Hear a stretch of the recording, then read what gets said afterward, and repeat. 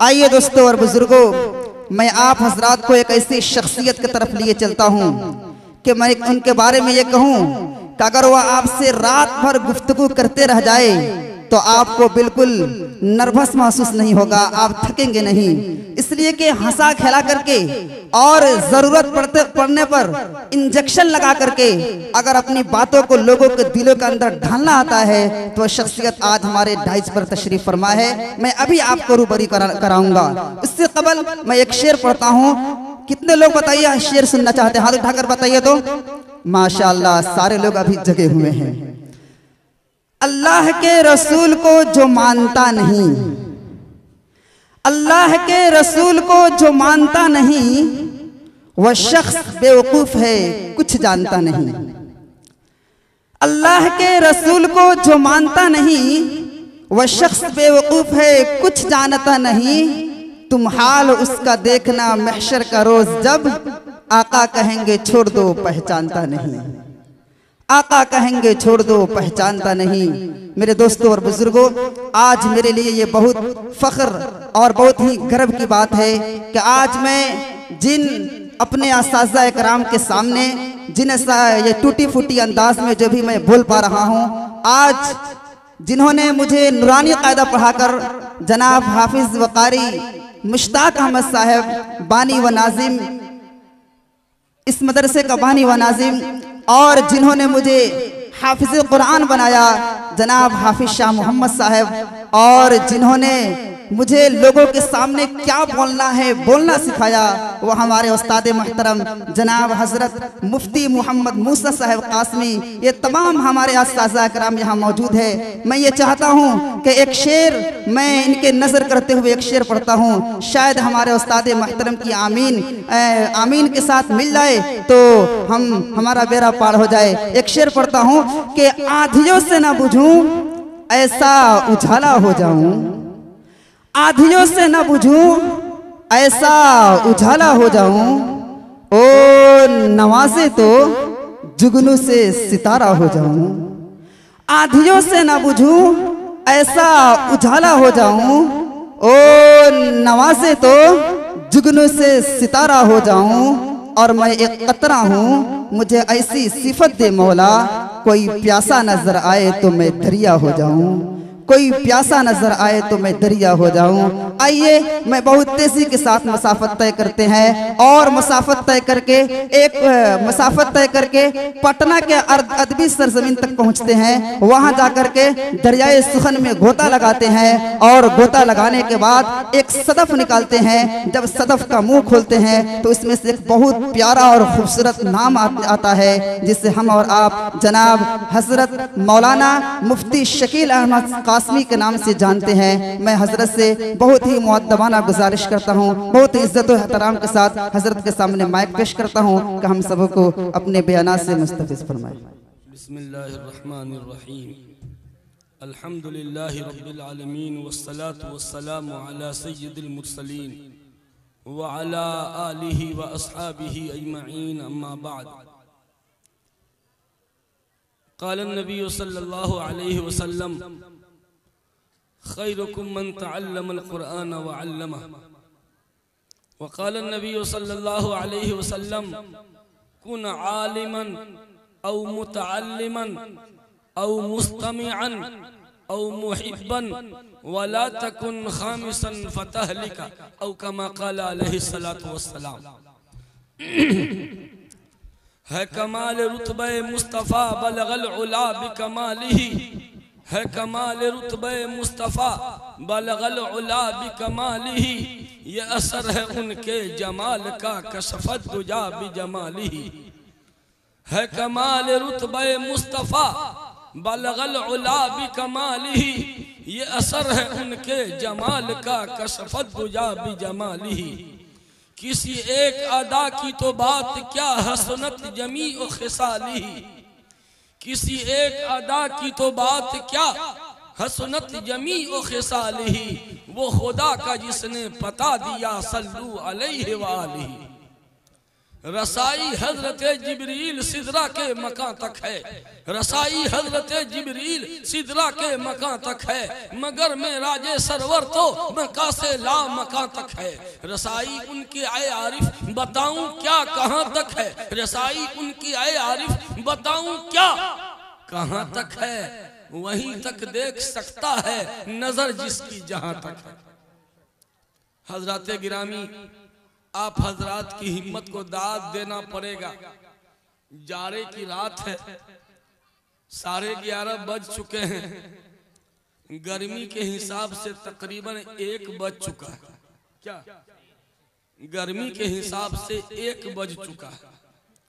हम तो यही समझेंगे कि गोया 1 बज गया और अभी तक आप टिके हुए हैं। अब जब हमारे हत्थे चढ़ गए हैं तब तो आपको थोड़ा सा और बर्दाश्त करना पड़ेगा। एक और हाई वोल्टेज मुकर्रिर आ रहे हैं मेरे बाद, हाई वोल्टेज हजरत मौलाना मुफ्ती आफ्ताब आलम साहब। उनको अगर आपने नहीं सुना तो समझिए कि जलसा में आप आए ही नहीं।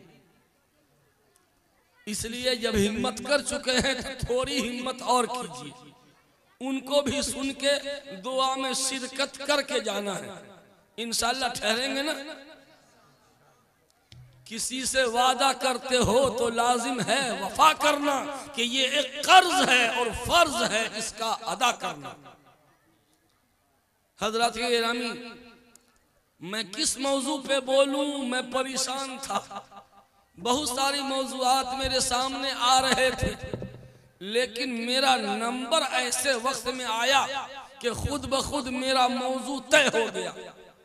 मेरा उन्वान क्या है? मेरा उन्वान ये है, मेरा उन्वान ये है। समझ रहे? ये देख रहे हैं ना? मेरा 10 उन्वान है, 10 उन्वान है मेरा। ये जितने हुफ़ाज़ हैं हर एक उन्वान है। ये 10 मौजू है। ये सामने खुली किताब है, आपके सामने चलता फिरता कुरान है आपके सामने।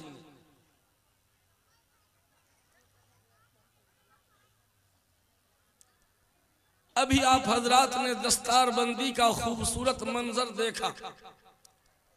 एक इंजीनियर बनाने में कई लाख रुपए खर्च होते हैं।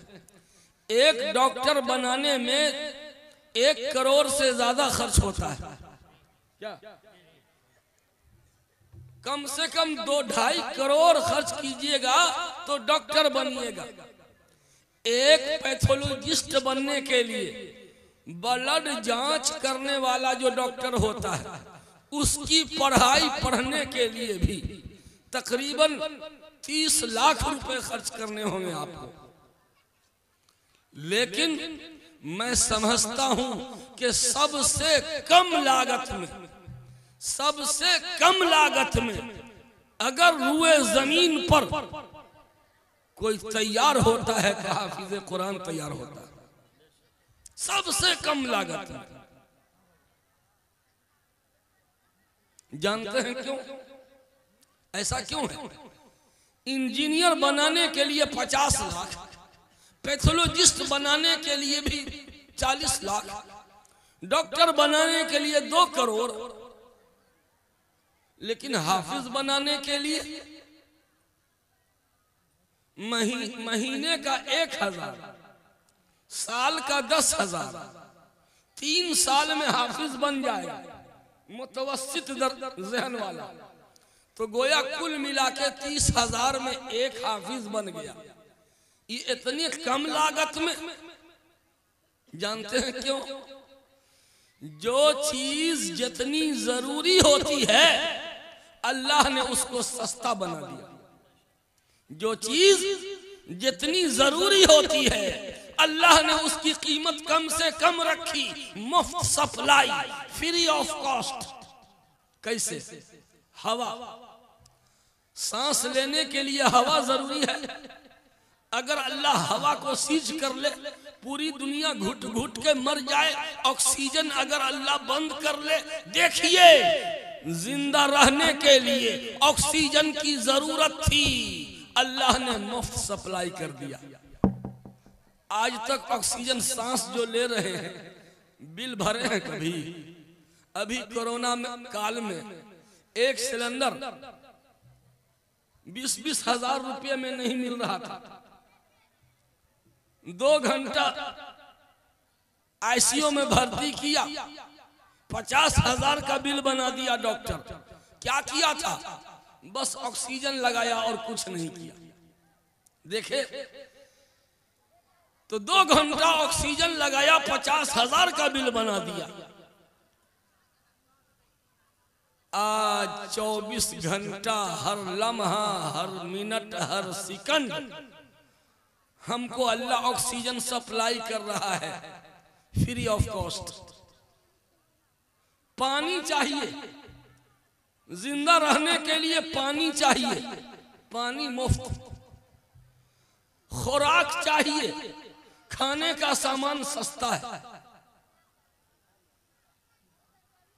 रोशनी चाहिए, अल्लाह ताला ने दिन में सूरज की रोशनी इमरजेंसी लाइट लगा दिया, जो एक इमरजेंसी लाइट पूरे आलम को रोशन किए रहता है।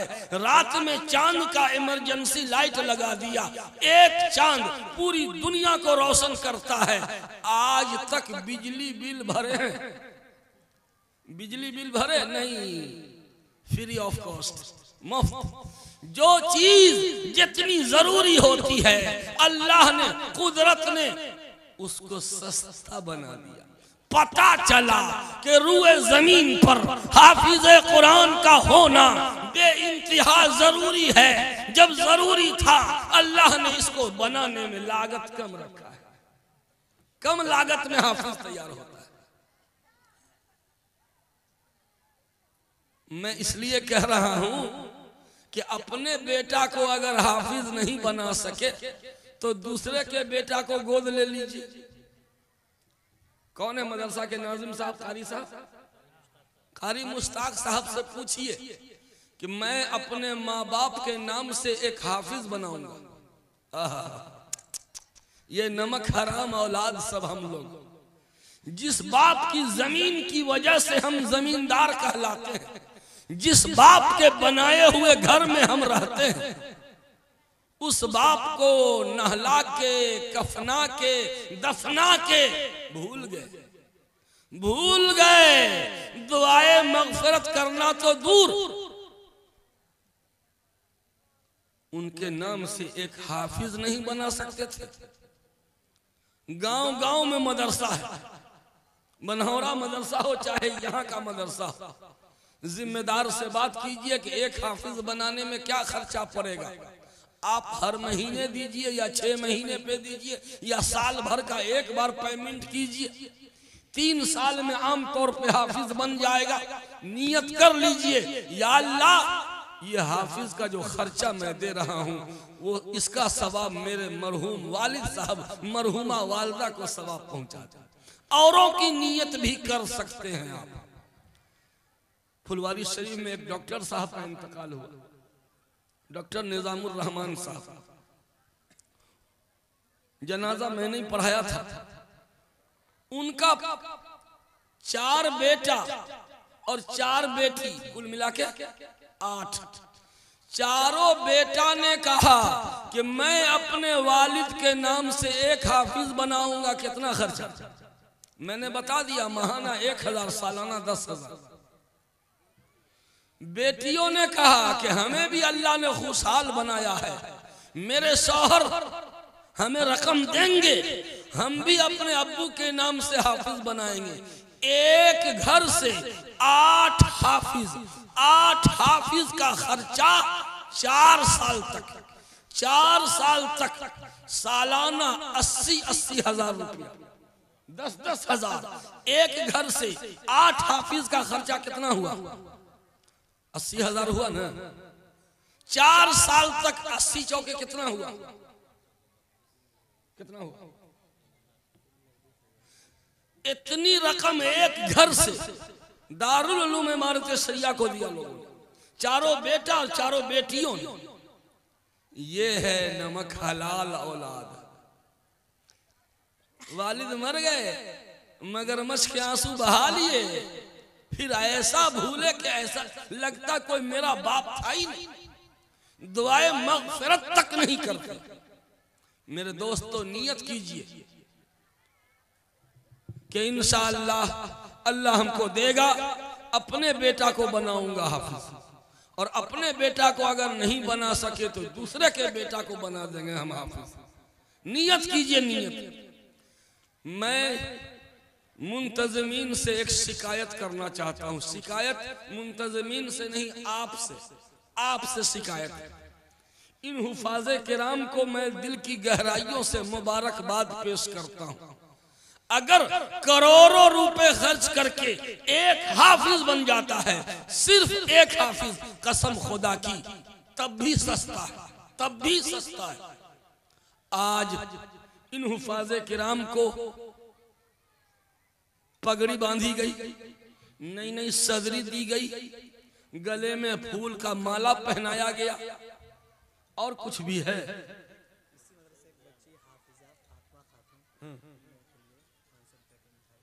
इसी मदरसे से फारिग होने वाली एक बच्ची है, हाफिजा फातिमा नाम है। उस बच्ची ने इन हुफाजे किराम को मिठाई खाने के लिए 500 रुपया दिया है तोहफा के तौर पर। बच्ची ने दिया है, आप लोगों ने नहीं दिया है। मुझे एक शिकायत है, इजाजत है शिकायत करूं? बुरा नहीं ना मानिएगा, इजाजत नहीं भी दीजिएगा तब भी शिकायत करूंगा। बुरा मानिएगा तो मानते रहिए, हमारी सेहत अल्हम्दुलिल्लाह ठीक है, कोई फर्क नहीं पड़ने वाला। मैं हर जगह ये शिकायत करता हूं, कई साल से, 3 साल से मैं जहां जाता हूं दस्तारबंदी के जलसे में ये शिकायत मैं करता हूं, और इसका असर मैं देख रहा हूं। लोगों ने तवज्जो नहीं दिलाया। क्या? इन बच्चों को पगड़ी बांधी गई, नई सदरी दी गई, फूल का माला पहनाया गया, और कुछ इनाम है, कुरान मुकद्दस है, रहल है, हो सकता है और भी कुछ हो। लेकिन मैं पूछना चाहता हूं कि क्या ये 10 हाफिज मोबाइल से डाउनलोड किया गया है, डाउनलोड किए हैं इसको, या इसके पीछे किसी की मेहनत लगी है? अरे किसी ने मेहनत की, रात दिन एक किया। इनके उस्ताद लोगों ने, इनके असातिज़ा की मेहनत है, इनके असातिज़ा का पसीना बहा है, इनके असातिज़ा का गला फंस जाता था पढ़ाते पढ़ाते, तगो-दो करते करते। यहां क्या उस्ताद है? 4। अगर 4 उस्ताद को भी सजरी दे दी जाती, उनके भी गले में फूल का माला डाल दिया जाता, उनको भी कुछ गिफ्ट दे दिया जाता, तो क्या आप लोग कंगाल हो जाते हैं? ना इंसाफी है कि नहीं है? हर जलसे में फारिग होने वाले हुफाजे किराम को लोग इनाम देते हैं, लेकिन जिसने हाफिज बनाया उसका कोई अता पता है? एक जगह गया शहर में, मैं यही बात बोल रहा था। मैंने कहा कि इन हुफाजे किराम के उस्ताद कहाँ हैं? कहाँ है उस्ताद? तो उस्ताद मोहतरम उधर कुर्सी पे बैठे थे नीचे, देखिए वहां बैठ के टुकुर टुकुर मुंह ताक रहे हैं। मजलिस से भी निकाल के भगा दीजिए, भगा दीजिए। मेरे दोस्तों, जो हो गया सो हो गया। आइंदा के लिए नोट कर लीजिए कि जब भी दस्तारबंदी का जलसा होगा, तलबा को, फारिगीन को इनाम मिलेगा, तो इनके असातिज़ा को भी हम इनाम देंगे। होना चाहिए कि नहीं? एक जगह दरभंगा जिला में जलसा था, 4 हाफिज थे, चारों हाफिज के लिए रुपया का हार एक आदमी ने दिया कि हजरत आप लोगों ने तो फूल का माला पहनाया, लेकिन उन लोगों ने माल का माला पहनाया। नहीं समझा? माल का माला तो 4 रुपया का हार था कि आप अपने हाथ से पहना दीजिए। मैंने कहा कि ये नाइंसाफी वाला काम मैं नहीं करता हूं, आप खुद ही पहनाएंगे। क्यों? मैंने कहा कि 5वां हार कहां है? 5वां हार कहां गया? गांव के इमाम साहब ने लॉकडाउन के मारे हुए तलबा को मस्जिद में पढ़ा करके हाफिज बनाया था। लॉकडाउन के मारे हुए बच्चे जो इधर उधर भाग रहे थे, मस्जिद में जमा करके उनको हाफिज बनाया। मैंने कहा जब तक 5वां हार नहीं आएगा मैं हार नहीं पहना सकता। मेरी तकरीर चल रही थी, 5 मिनट के अंदर एक आदमी हाँफते कांपते रुपया का 5वां हार लेके आ गया कि हजरत ले आए। दुकान खुलवा के 12:30 बजे रात में दुकान खुलवा के 5वां हार लाया। और तब कहा ये देखिए, आइए उस्ताद मोहतरम, आइए इमाम साहब, आइए मोहसिन उम्मत, आइए मुअल्लिम कुरान, आइए। सबसे पहले मैं आपको पहनाऊंगा, उसके बाद आपके शागिर्दों को पहनाऊंगा। अच्छा किया कि नहीं? होना चाहिए ना। मजलिस में बैठे थे एक मास्टर साहब, वो 1500 रुपया का चेक लेके आए थे स्टेट बैंक ऑफ इंडिया का, SBI का, बच्चों को चेक देने के लिए 1500। अब वो तो शर्मा गए कि अब क्या करें, हम तो फंसे, हम तो 4 चेक लाए थे, हमको क्या पता कि किन के चक्कर में हम फंसेंगे। वो तो फंस गए थे मेरे चक्कर में। अब 4 चेक, 5वां है नहीं, अब दाब के रख लें तो भी अच्छा नहीं लगता है। खड़े हुए सामने थे, हजरत हमको नहीं पता था 4 ही चेक हम भी लाए थे। मैं वादा करता हूं कि सुबह को हम उस्ताद मोहतरम को भी चेक दूंगा, बढ़ा के दूंगा, मैं वादा करता हूं। इसलिए आप इन हुफाज़े किराम को मेरी जानिब से ये चेक दे दीजिए। अभी मैं चेक बुक लाने घर जाऊंगा तो आपकी तकरीर सुनने से रह जाएगी, मैं जाना नहीं चाहता। मैं वादा करता हूं कि दे दूंगा। जब उन्होंने वादा किया तो मैंने ये चेक 4 तलबा को दे दिया। बताइए अच्छा किया है बुरा किया? होना चाहिए ना। कहीं होता है दस्तरबंदी का जलसा रात दिन होता रहता है, उस्ताद की स्वागत होती है, उनका मान सम्मान होता है, नहीं होता है ना? होना चाहिए। जो बात मैं घूम घूम के कह रहा हूं, अकाबिर उलमा मेरी इस बात की तायीद करते हैं कि आप सही बोल रहे हैं। इस बात की तरफ हम लोगों का ज़हन ही नहीं गया था। जब उस्ताद का मान सम्मान स्टेज से होगा तो फिर उनकी हिम्मत और बढ़ेगी, हौसला और बढ़ेगा। और मैं तो कहता हूं कि मदरसा वालों, जलसा खत्म होने के बाद ये आपके असातिज़ा जो 10-15 दिन से रात दिन एक किए हैं, इंतजाम बात में भागदौड़ किए हैं कि नहीं, तो उन असातिज़ा को कुछ इनाम दीजिएगा। हाँ, मैंने तो कई जगह इनाम दिलवा दिया। इनाम दीजिएगा कल हो करके कि आप लोगों ने बड़ी मेहनत की है, इसलिए इदारे के तरफ से लीजिए। आप हजरात को 2-2 हज़ार या जो भी अल्लाह तौफीक दे, ये इनाम है। इनाम की रकम कम भी हो सकती है, ज्यादा भी हो सकती है, हद तय करना हम नहीं तय कर सकते। खैर, मैंने एक हदीस पढ़ी, आप लोग बिल्कुल साइलेंट ऐसा बैठे हुए हैं, वाइब्रेशन में रहिए, वाइब्रेशन में जागते रहिए। जाग रहे हैं आप लोग कि भाग रहे हैं? मेरी माएं बहनें भी बड़ी तादाद में आई हुई हैं। मैं उनके लिए भी और आपके लिए भी और अपने आप के लिए भी अहम पैगाम, बुनियादी पैगाम दूंगा। सबसे पहले तो मैं इन हुफाज़े किराम को और उसके बाद इन हुफाज़े किराम के माँ बाप को और उनके बाद इन हुफाज़े किराम के असातिज़ा को दिल की गहराइयों से मुबारकबाद देता हूं। और मैं क्या मुबारकबाद दूंगा, मोहसिने कायनात ने इन्हें अवार्ड दे रखा है, अवार्ड दे रखा है। खैरुकुम मन तअल्लमल कुरान व अल्लमा, तुम में सबसे अच्छा आदमी, सबसे सुंदर व्यक्ति वो है जो कुरान सीखे और जो कुरान सिखाए। सबसे अच्छा सीखने वाला, सबसे अच्छा सिखाने वाला, उसके बाद ही किसी का नंबर आएगा। अगर आप भी इसमें हिस्सा लेना चाहते हैं तो ये सीखने वाला, ये सिखाने वाला और आप सिखवाने वाले।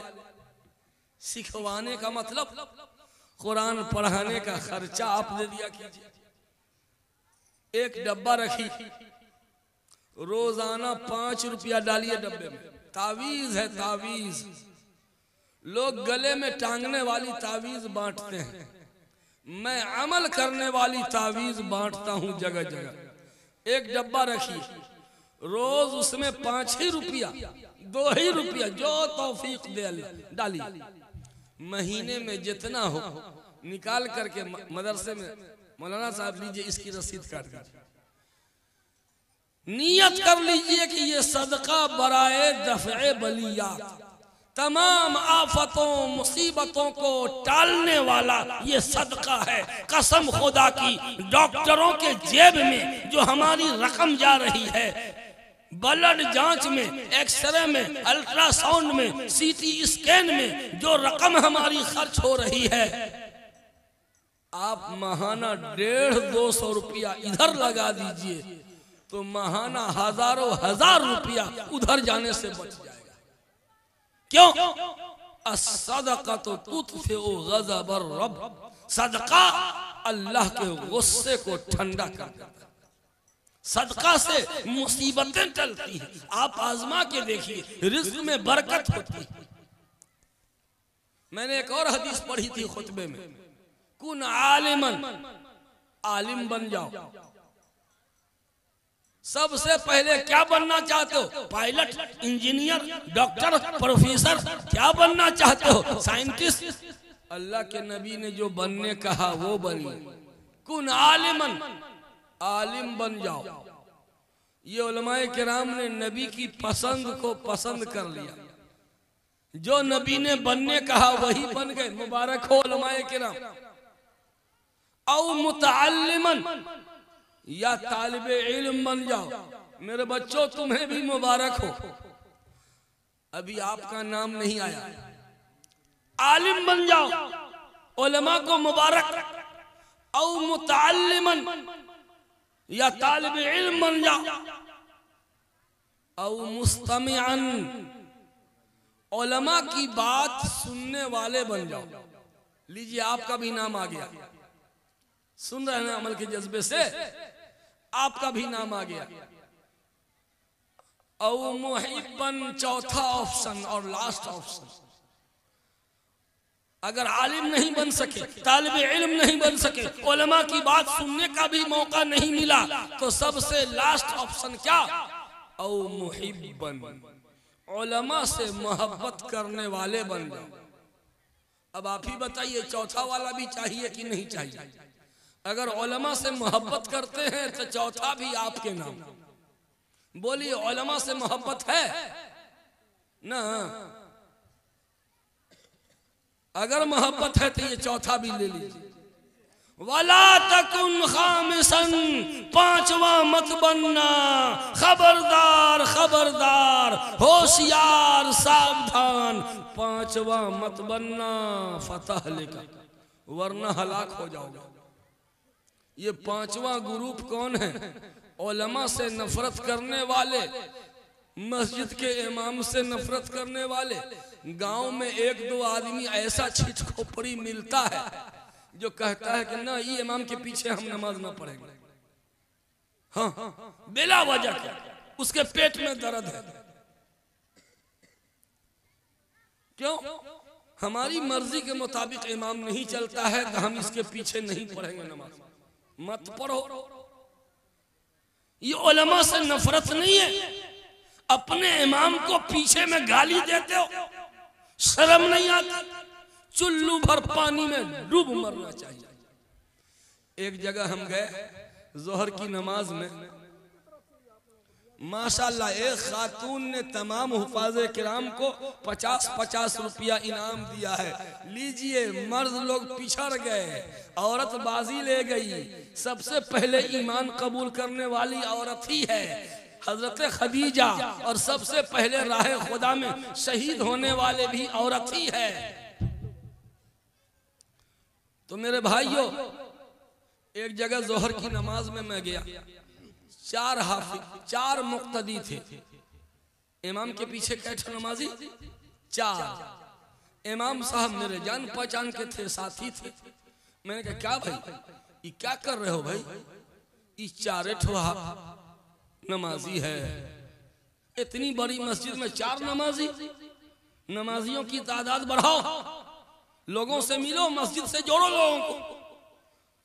इमाम साहब ने कहा ना मुफ्ती साहब माफ कीजिए, ये 4 जो है ना, बाप रे बाप, ये 4 मिलकर के नाक में दम किए हुआ है। ये 4 नमाजी मिलके मेरे नाक में दम किए हुआ है। जितना नमाजी बढ़ेगा उतने ही हमको टॉर्चर करेगा, इसलिए हम और नमाजी बढ़ाना नहीं चाहते। यह है आपकी शबीह, यह है आपका कैरेक्टर, यह है आपका किरदार। कितने नेक नाम हैं आप इमाम लोगों की नजर में कि इमाम चाहता है कि नमाजी न बढ़े, वही बेहतर का है। जितना बढ़ेगा उतना परेशान करेगा सब। इमाम साहब बत्ती काहे न जलाए? इमाम साहब गेट खुला छोड़ दीजिए। इमाम साहब, जिसकी कहीं नहीं चलती है, जो बीवी के हाथ से बेलना की मार खाता है, वो भी इमाम साहब पे जमाता है। जो बिल्कुल नाकारा निकम्मा किसी लायक नहीं, कहीं नहीं चलती, तो वो भी इमाम को 2-4 सुनाना शुरू करता है। तो मेरे भाइयों, उलमा का इकराम कीजिए, इसलिए कि इमाम जैसा भी है आपका इमाम है। जिस थाली में खाते हैं उसमें छेद नहीं करना चाहिए। एक साहब हमको मिले फुलवारी शरीफ में, एक मस्जिद में जुमा पढ़ाता हूँ, सिर्फ जुमा, बस जुमा और ईदैन। एक साहब मिले, हजरत आपकी तकरीर सुनने के लिए हम जुमा में आते हैं उस कॉलोनी से। अच्छा, क्यों? आप अपनी कॉलोनी में क्यों नहीं पढ़ते? नहीं, आपकी तकरीर अच्छी लगती। और आपके कॉलोनी ना, हमारे कॉलोनी में तो इमाम साहब एकदम खत्म है। इमाम साहब को तो कुछ आता ही नहीं है, बस मेरा पारा चढ़ा, गियर बदले। ए साहब, आप 5 वक्ता नमाज पढ़ते हैं? हाँ अल्हम्दुलिल्लाह। कि कहाँ पढ़ते हैं? वही इमाम साहब के पीछे। अरे अभी तो बोले थे कि बिल्कुल खत्म है, तो बोलिए ना कि वही खत्म के पीछे। अरे शर्म उरम नहीं आती है? बस फौरन उनका ऑपरेशन कर दिया, खिंचाई कर दिया जम के। हालांकि ऑफिसर ग्रेड के थे। मैंने कहा शर्म नहीं आती? जिस थाली में खाते हो उसी में छेद करते हो। नमाज में क्या नियत करते हो? नमाज में पीछे इस इमाम के अल्लाह हुआ, क्या कहते? पीछे इस इमाम के। तो आज से नियत करना पीछे इस खत्म के अल्लाह हुआ। आजकल लोग इमाम के पीछे रहते नहीं हैं, इमाम के पीछे पढ़ते हैं। पीछे रहना और है और पीछे पढ़ना और है। ये मुक्तदी लोग इमाम के पीछे रहता नहीं है, इमाम के पीछे पड़ जाता है हाथ धो के। मैं उन लोगों को वार्निंग देना चाहता हूं कि आज से नमाज की नीयत बदल दो और कहो मैं पीछे पड़ा इस इमाम के। अल्लाह अकबर होना चाहिए। तो मेरे भाइयों, आलिम बन जाओ या तालिबे इल्म बन जाओ या उलमा की बात सुनने वाले बन जाओ या उलमा से मोहब्बत करने वाले। क्या बात कर रहे हो? एकदम चुप रहो, बोलने का परमिशन सिर्फ हमको है बस। उलमा से मोहब्बत करने वाले बन जाओ। पांचवा मत बनना, कौन? उलमा से नफरत करने वाला, उलमा से बुग़्ज़ रखने वाला, उलमा की बुराई करने वाला, उलमा को सताने वाला। ये पांचवा ग्रुप है। इसके बारे में अल्लाह के नबी का फैसला आ चुका। क्या? फतह लिखा, वरना हलाक हो जाओगे। मेरे भाइयों, मैं अब जल्दी जल्दी में मुफ्ती आफ्ताब साहब को बुलवा के रखिए, आ चुके हैं। अब मैं आप लोगों को और मैं अपनी माँ बहनों को भी एक बात बताने चला हूं। जल्दी जल्दी पूरी बात नहीं बता पाऊंगा, जितना हो सके। एक शिकायत सबके दिल में है। क्या? कि पैसे में बरकत नहीं है ना। बूढ़े पुराने लोग पहले 100 रुपया लेके जाते थे बेतिया, पूरा सामान भर के लाते थे, हैं? और अब 10,000 भी लेके जाते हैं तो उड़ जाता है। होता है ना, पता ही नहीं चलता किधर गया। ये बेबरकती। पहले एक कमाता था, पूरा घर खाता था। एक बूढ़ा कमा कर सारे बेटियों, तमाम बेटियों की शादी की, बेटा की शादी की, बेटों को घर बना के दिया, जमीन भी खरीदा और कुछ बैलेंस भी बचाया। एक आदमी की कमाई में इतनी बरकत। लेकिन आज अपने कमा रहा है, बीवी टीचर है, बेटा दुबई में है, अब बहू भी मास्टरनी है, वो भी टीचर है। 4 आदमी कमाने वाला है, लेकिन हाय हाय जहन्नम है कि भरने का नाम नहीं ले रहा है ना। पैसा बढ़ गया मगर बरकत घट गई। वजह क्या है इसकी? रिस्क के दरवाजे को हम लोगों ने लॉक कर रखा है, ब्लॉक कर रखा है। आइए जल्दी जल्दी, रिस्क के दरवाजे 12 दरवाजे हैं। रिस्क का 12 गेट है। वो गेट की चाबी मैं आपको जल्दी जल्दी थमा देता हूं। चाहिए चाबी? जहां कहीं रिस्क में बेबरकती महसूस हो, समझ जाइए कि ये 12 बुराइयों में से कोई बुराई हमसे हो रही है। अगर रिस्क का गेट खुलवाना है तो 12 काम कर लीजिए। जितना काम 12 में से 1 कीजिएगा तो 1 गेट खुलेगा, 2 कीजिएगा 2 गेट खुलेगा। जितना गेट खुलवाना है आपकी मर्जी। रिस्क का गेट नंबर 1 मेन गेट है। ये बताएं, जाग रहे हैं कि नहीं? सोने वालों को नहीं बताऊंगा, मेरी माँ बहनें खास तौर पे सुनो। रिस्क का गेट नंबर 1, वअमुर अहलका बिस्सलाति वस्तबिर अलैहा ला नसअलुका रिज़्क़ा नहनु नरज़ुक़ुका नहनु नरज़ुक़ुका नहनु नरज़ुक़ुका। रिज़्क़ का गेट नंबर 1 नमाज की पाबंदी। जो जितनी नमाज की पाबंदी करेगा विथ फैमिली, वअमुर अहलका बिस्सला, अपने अहलो अयाल बाल बच्चों को नमाज का हुक्म करो। आप आजमा के देख लीजिए, लफाजी की बात नहीं, कुरान से साबित है। जिस घर में हर बालिग आदमी नमाजी होगा, कसम खुदा की उस घर में रिज़्क़ की बरखा बरसे। थोड़े पैसे में ज्यादा काम निकल आएगा। अगर हमारे रिज़्क़ में बेबरकती है तो इसका मतलब है कि हम लोग बेनमाजी हैं, या नमाजी है तो एक हाजी साहब नमाज पढ़ लिए तो हाजी साहब अकेले खा लेंगे तो सब बीवी बच्चा का पेट भर जाएगा। अरे खाना सबको न चाहिए। अब प्यास लगेगी बीवी को, बेटा को, बहू को, तो जिसको प्यास लगेगी वो न पानी पिएगा। ठंडा लगेगा बीवी को, कंबल ओढ़ लेंगे हम। बुखार लगा आपके बेटा को, दवा खा लिए हम, बुखार उतर जाएगा। अरे जिसको बुखार है उसको दवा खिलाओ, जिसको ठंडा लग रहा है उसको कंबल ओढ़ाओ, जिसको प्यास लगी है पानी उसी को पिलाओ, जिसको भूख लगी है खाना वही खाएगा। भूख सबको लगती है तो सब खाते हैं, प्यास सबको लगती है तो सब पीते हैं, बुखार सबको आता है तो सब दवा खाते हैं, जाड़ा सबको लगता है सब कंबल ओढ़ते हैं।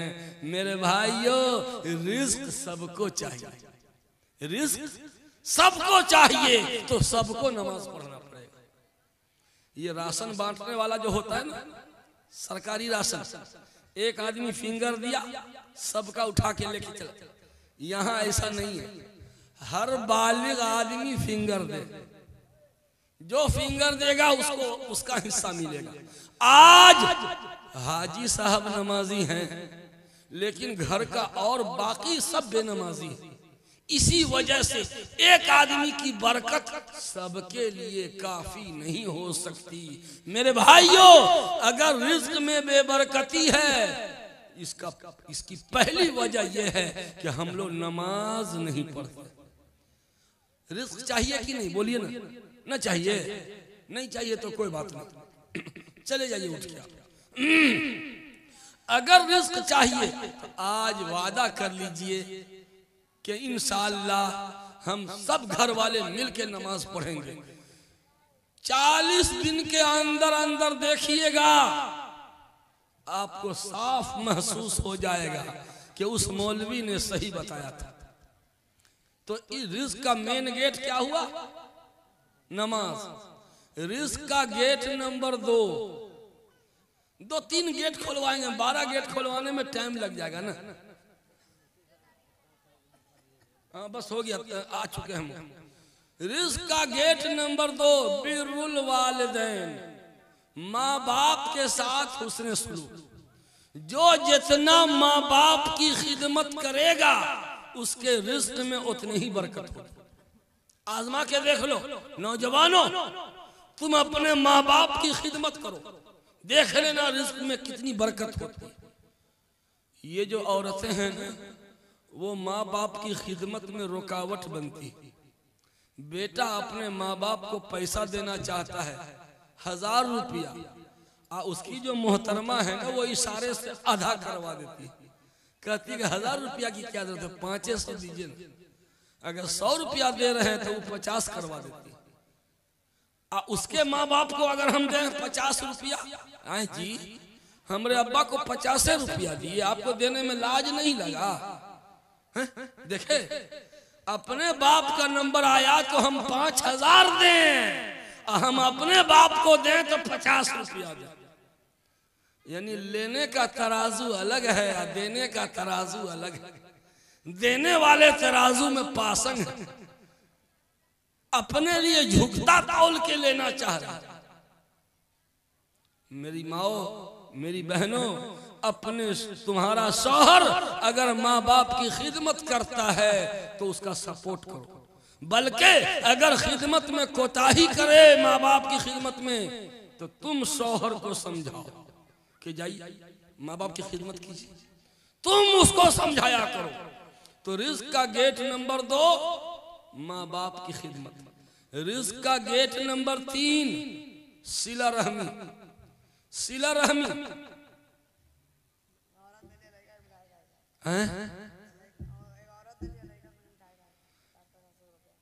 एक खातून ने ये रकम भिजवाई है इन हुफाजे किराम को मिठाई खाने के लिए। कितना कितना पड़ेगा दे दीजिएगा भाई।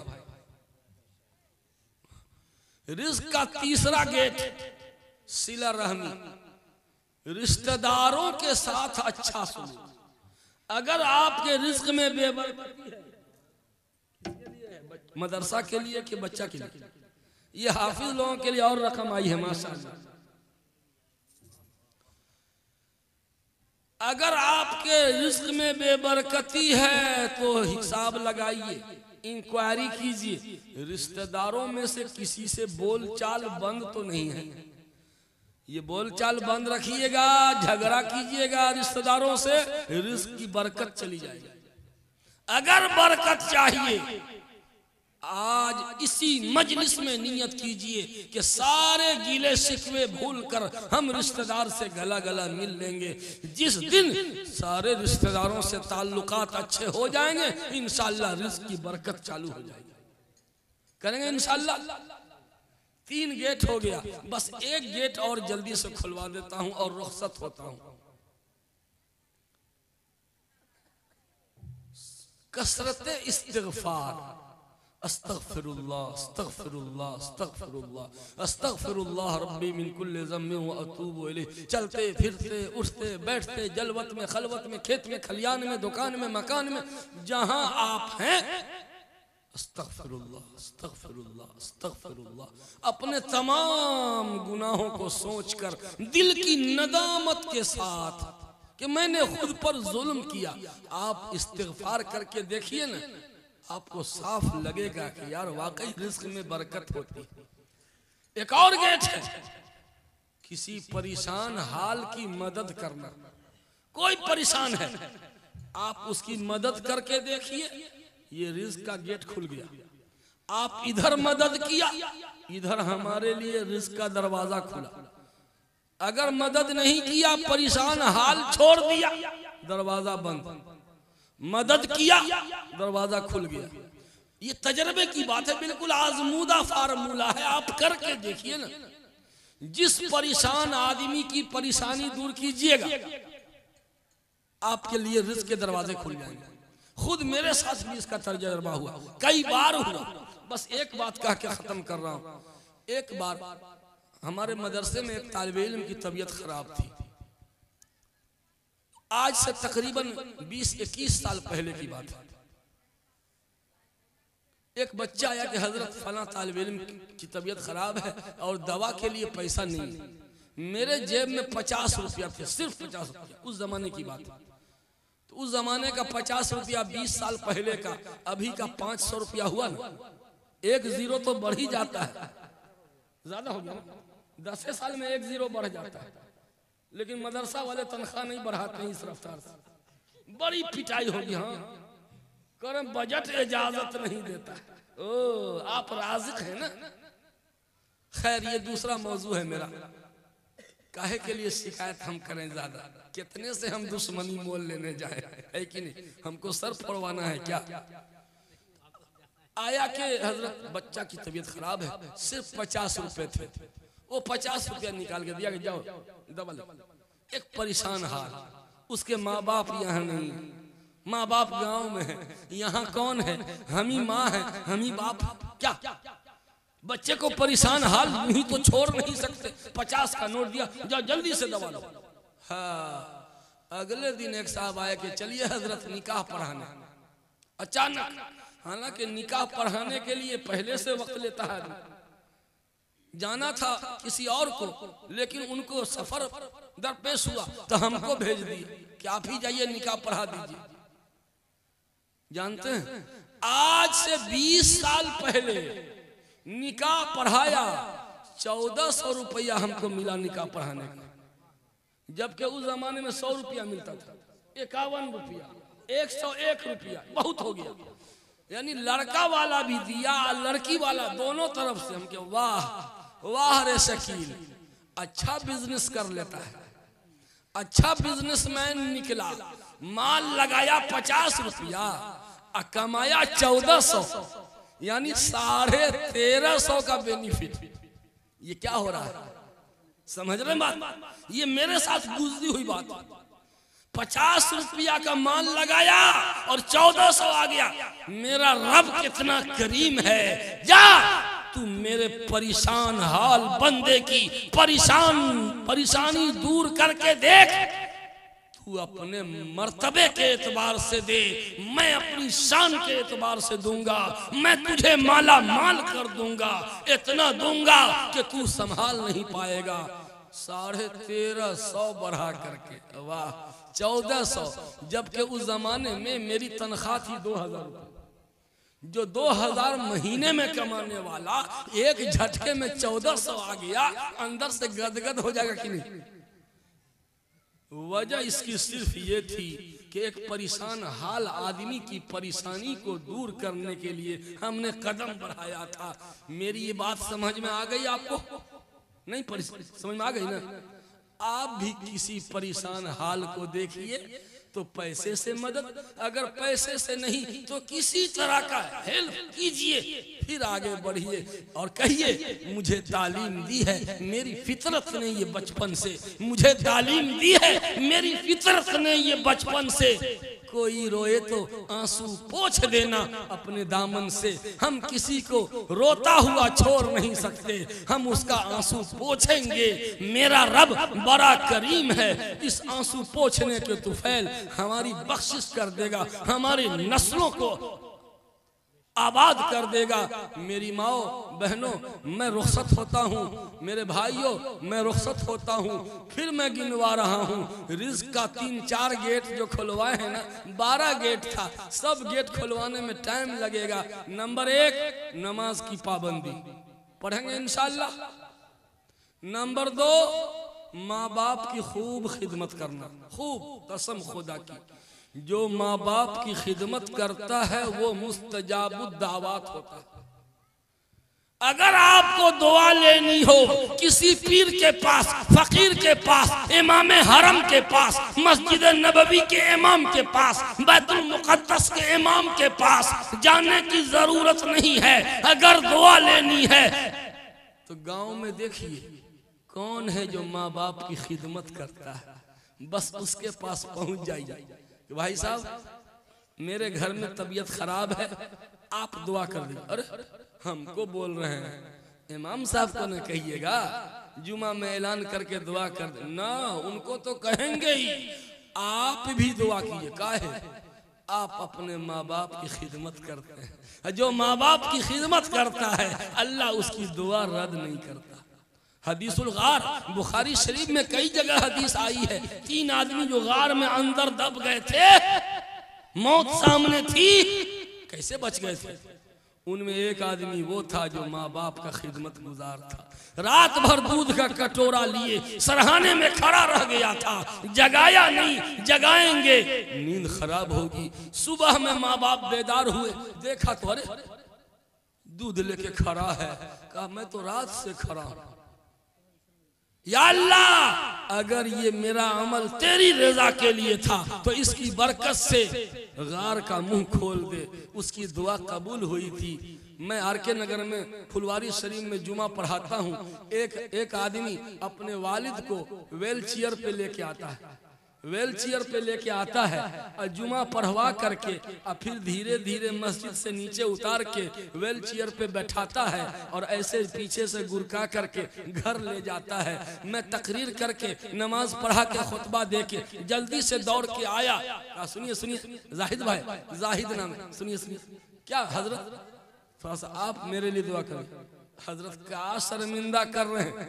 नहीं, शर्मिंदा नहीं कर रहा हूँ, आप अपने बाप की जो खिदमत कर रहे हो तुम्हारी दुआ कबूल होगी। मैं पीरों से फकीरों से दुआ नहीं लूंगा, मैं तो उससे दुआ लूंगा जो माँ बाप की खिदमत करता है। तो पहला काम नमाज की पाबंदी करेंगे इंशाअल्लाह। नंबर 2 माँ बाप की खिदमत करेंगे। नंबर 3 रिश्तेदारों से ताल्लुकात अच्छा रखेंगे। नंबर 4 इस्तिग़फ़ार खूब करेंगे। और नंबर 5 किसी परेशान हाल आदमी की परेशानी दूर कर देंगे। ये 5 दरवाजे खुले हैं और 7 दरवाजे अभी बाकी हैं। अल्लाह ताला हम सबको अमन व आफियत अता फरमाए। एक आदमी भागने का नाम मत लीजिएगा, बहुत बड़े मुकर्रिर सामने हैं, उनको अगर नहीं सुने तो अफसोस कीजिएगा, फिर न कहना हमें खबर न हुई। अल्लाह ताला हम सबको अमन व आफियत अता फरमाए। चलते चलते मैं इन हुफाज़े किराम को फिर मुबारकबाद देता हूँ कि अल्लाह ताला आपके हिफ्ज़े कुरान को कबूल फरमाए। अल्लाह ताला आपको दीन का खादिम, दीन का दाई, दीन का सिपाही बनाए। आमीन आमीन व आखिरु दावाना अल्हम्दुलिल्लाहि रब्बिल आलमीन।